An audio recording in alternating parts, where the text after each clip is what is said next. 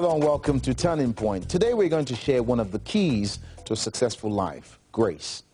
It's this attribute that helped restore a professional athlete back to the field and inspire the man in our first story to write a book about it, grace.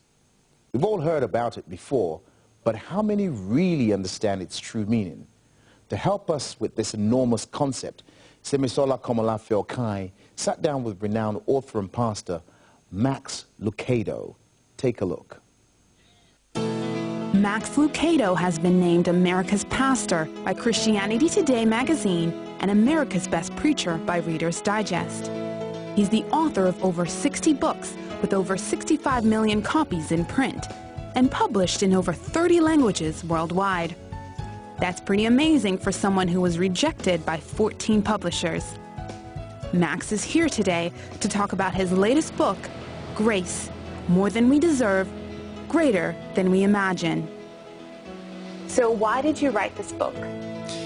You know, grace, the theme of grace, I think is so immense, so immense.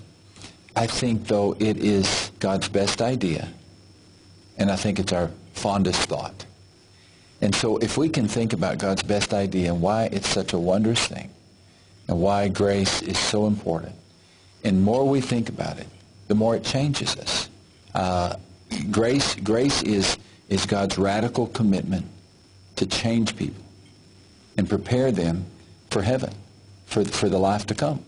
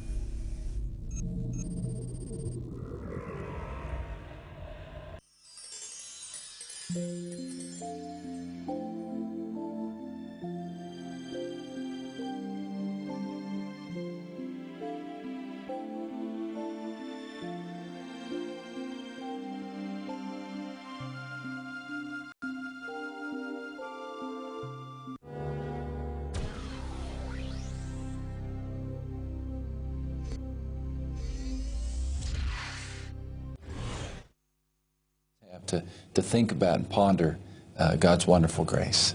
So personally, you mentioned that grace changes you. So in your life, how has grace really touched you? I think all of us experience some similar forms of grace. The first is forgiveness. We have to trust God to forgive us. Many people live in guilt. They live in guilt. They've never allowed God to forgive them for decisions they've made or mistakes they've made, and they live in guilt. And so grace begins with God's forgiveness. But grace doesn't stop there.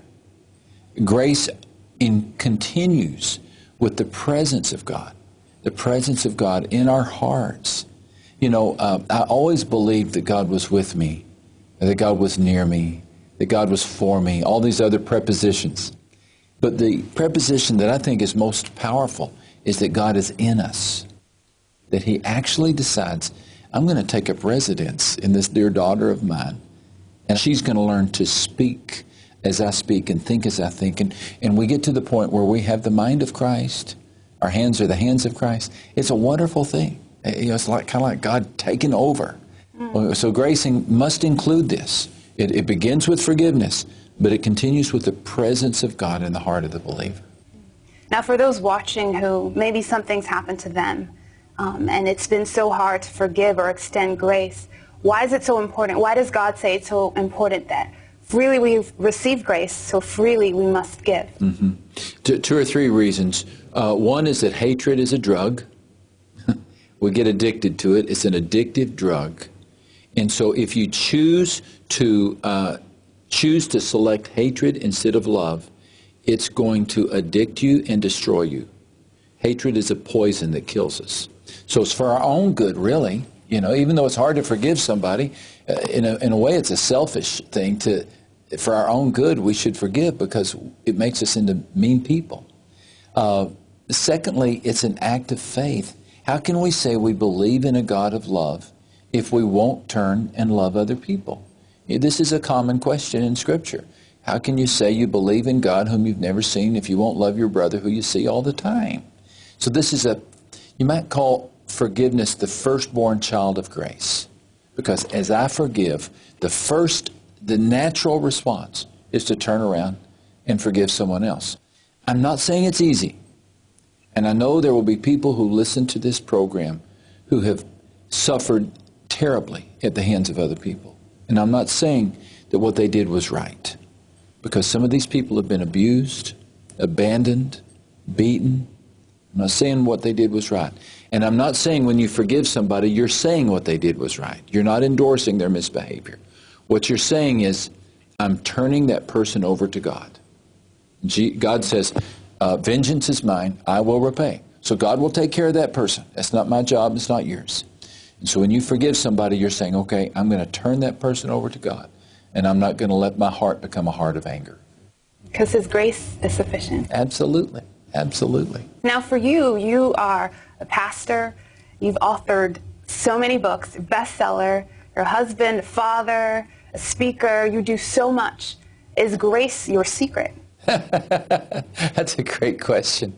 You know what? I find I'm learning more and more to listen to this presence of God in my heart, to believe He's there, and to trust Him. That if He gives me an assignment, He's also going to give me the strength. If He gives me the test, He's going to give me the strength to face the test.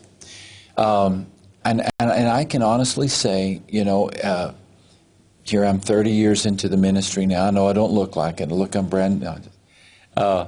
I enjoy life more now than I ever have. I love ministry more than I ever have. I love preaching more than I ever have. And I think I'm going to run out of years before I run out of ideas. I really do. So is grace my secret? I don't know. But I tell you what, grace is the greatest discovery that I've ever made. Great insights from a man who has utilized grace in his life. Allow the grace of God to take over your life. It will make a big difference. Coming up after the break, a professional athlete loses his fame and fortune when he's caught breaking the law. Stay with us to see his journey back to the field.